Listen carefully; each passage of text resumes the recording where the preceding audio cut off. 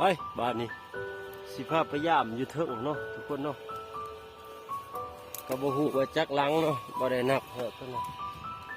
ไปสิพาหมู่เพิ่น FC ไปเจาะเบิ่งน้ำกันเนาะตัวทีมงานเฮามาเฮ็ดมื้อนั้นอุ๊ยโอ้ขามห้องได้ทุกคนเลยมาทางเนาะ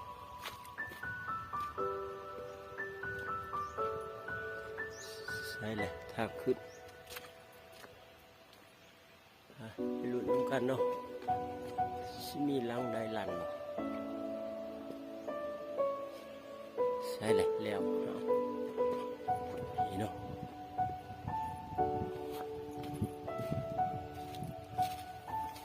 ลังแหลกเฮาแถวเหยียบเนาะโอ้ยังคือเก่าทุกคนแถวเหยียบบ่ลันเนาะ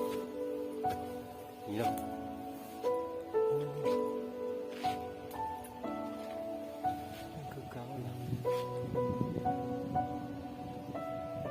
ไปเบิ่งลังเถิงๆนี่เนาะ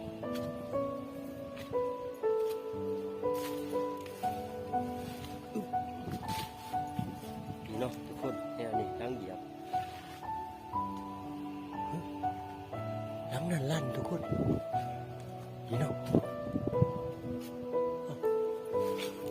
ไปเบิ่งน้ำกัน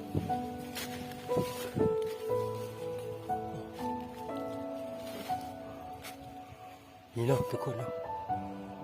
ถือกล้วยเหยียบใช่เลยคันโอ้โหเนาะทุกคนลั่นนี่เนาะลังนี่ลั่นลบมาจังหางเนาะทุกคนนี่เนาะสงสัยกล้วยเหยียบไปเบิ่งทางหลังนั่นคือเก่าเนาะหลัง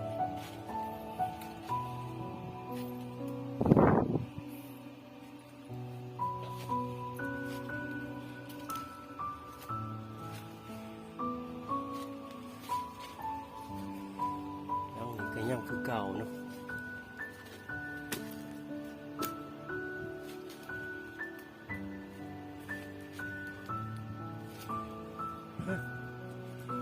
หลัง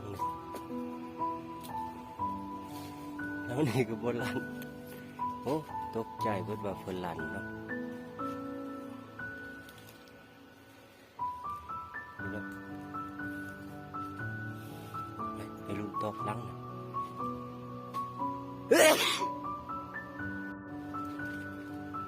หลังนี่ก็คือกันเนาะทุกคนบ่ลันเนาะหากพวกเห็น